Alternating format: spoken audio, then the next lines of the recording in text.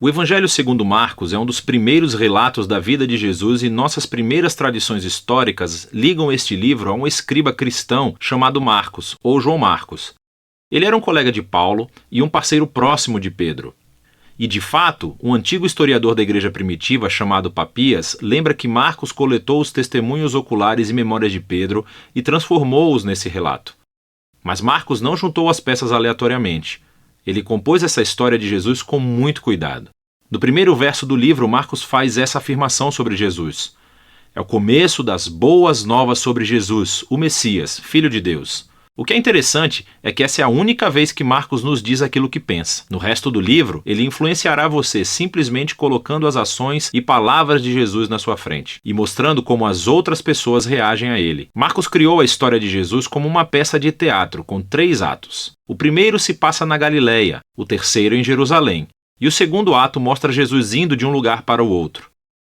Cada um dos atos se concentra no tema repetido. Então, no ato 1, todo mundo é surpreendido por Jesus e eles se perguntam: quem é esse Jesus? No ato 2, são os discípulos que têm dificuldade de entender o significado de Jesus ser o Messias. E então, no ato 3, assistimos ao paradoxo surpreendente de como Jesus se torna o rei messiânico. Vamos ver como tudo se desenrola. Depois da linha de abertura, Marcos começa com uma citação dos antigos profetas Isaías e Malaquias, que disseram que Deus enviaria um mensageiro a Israel para prepará-los para quando Deus aparecesse para resgatar seu povo e se tornar seu rei. E Marcos apresenta João, o Batista, como aquele mensageiro. E logo quando você espera que Deus apareça pessoalmente, Marcos apresenta Jesus. E quando ele entra em cena, os céus se abrem, o Espírito de Deus desce sobre Jesus e Deus diz: "Você é o meu filho amado." Depois disso, Marcos coloca diante de nós um resumo da mensagem central de Jesus. Ele percorreu a Galileia anunciando as boas novas de que o reino de Deus estava perto. Jesus está levando adiante a história das Escrituras do Antigo Testamento sobre a operação de resgate de Deus para o seu mundo. Através de Jesus, Deus está restaurando o seu reinado sobre o mundo, confrontando e derrotando o mal e o seu domínio sobre a vida das pessoas, e assim, convidando-os a viver sob seu reinado seguindo a Jesus. A partir daqui, Marcos apresenta um grande bloco de histórias mostrando o poder de Jesus ao trazer o reino de Deus. Ele mostra Jesus curando pessoas cujos corpos estão doentes ou quebrados, ou sobre a opressão de poderes espirituais obscuros. E Jesus até faz algo que, para o povo judeu, só Deus tem o direito de fazer. Ele perdoa os pecados das pessoas. E as ações de Jesus aqui produzem respostas bem diferentes. Então algumas pessoas o seguem e se tornam seus discípulos. Outras pessoas não sabem o que pensar e outras ainda o rejeitam completamente, especialmente os líderes de Israel, que o acusam de blasfemar contra Deus e de ser um fortalecido pelo mal. Mas Jesus não se surpreende com essas respostas. De fato, ele chama a atenção para elas. No capítulo 4, Marcos colecionou muitas parábolas de Jesus sobre a natureza oculta e misteriosa do reino de Deus. E Jesus diz que a sua mensagem é como a semente que cai em diferentes tipos de solo. Alguns são receptivos, outros não. Ou é como uma semente de mostarda que é muito pequena. Parece insignificante, mas depois cresce e surpreende a todos. O que Jesus quer dizer é que ele é realmente o Messias trazendo o reino de Deus, mas não do jeito que as pessoas esperavam. E essa crescente confusão sobre Jesus entre as multidões está ligada a uma ideia-chave que Marcos enfatiza no final do ato 1, que há confusão mesmo entre os discípulos de Jesus. Até mesmo eles têm dificuldade em entender quem Jesus realmente é, e isso nos leva ao ato 2. Ele começa com uma conversa muito importante. Jesus pergunta aos discípulos: "Quem vocês acham que eu sou?" E Pedro responde: "Você é o Messias." Mas fica claro que, para Pedro, isso significava que Jesus é um rei militar vitorioso da linhagem de Davi, que resgatará Israel dos romanos. Mas, para Jesus, ser o Messias significa que ele é o servo sofredor, rei de Isaías 53, que trará o governo de Deus, entregando a sua vida em Jerusalém. E os discípulos não entendem.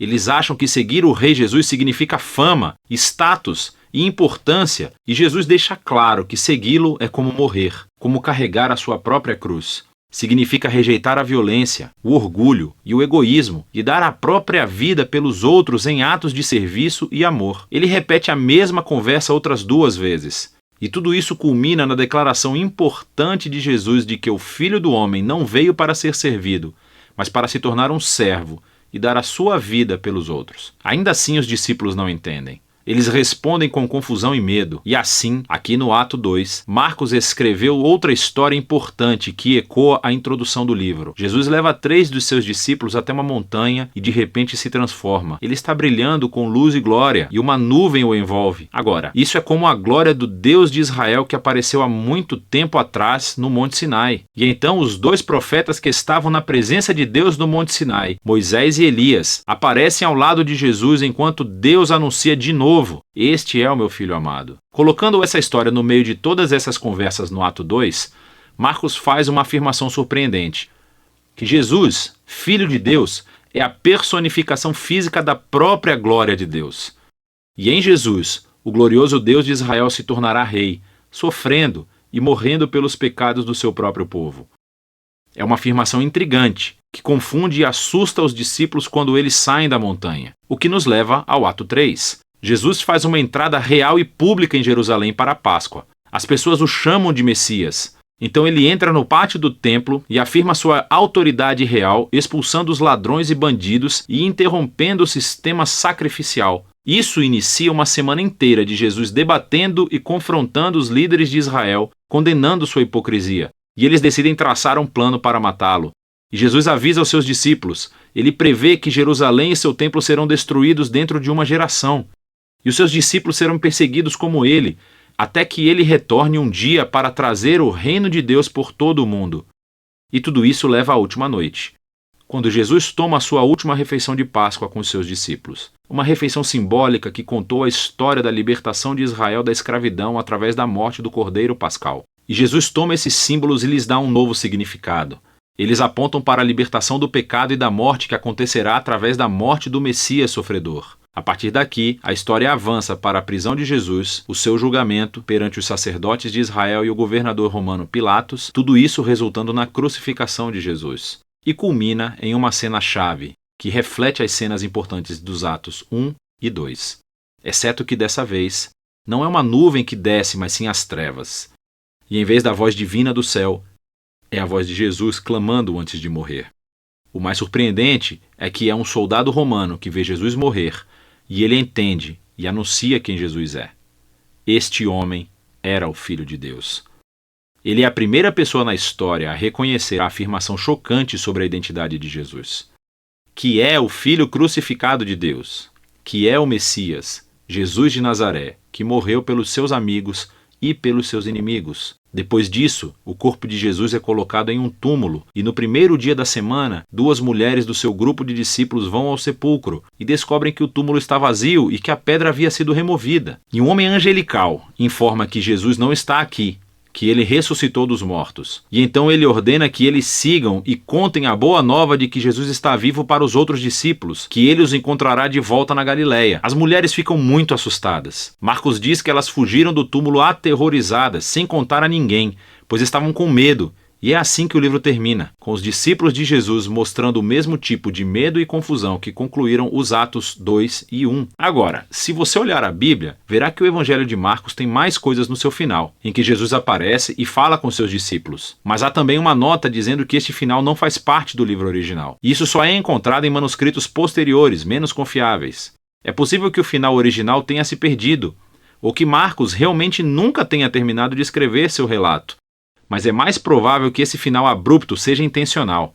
Toda a história se concentrou na afirmação chocante que intrigou os discípulos de Jesus do começo ao fim, que esse Jesus sofrido, crucificado e ressuscitado é o Messias, o Filho de Deus, que o amor de Deus e o reino invertido foram revelados quando Jesus morreu pelos pecados do mundo. E assim, essa história termina sem final e força você, o leitor, a lidar com essa afirmação muito estranha e escandalosa sobre Jesus. E você, vai fugir como os discípulos? Ou você vai reconhecer Jesus como seu rei e contar as boas novas? E só você pode responder a essa pergunta. E é disso que trata o Evangelho de Marcos.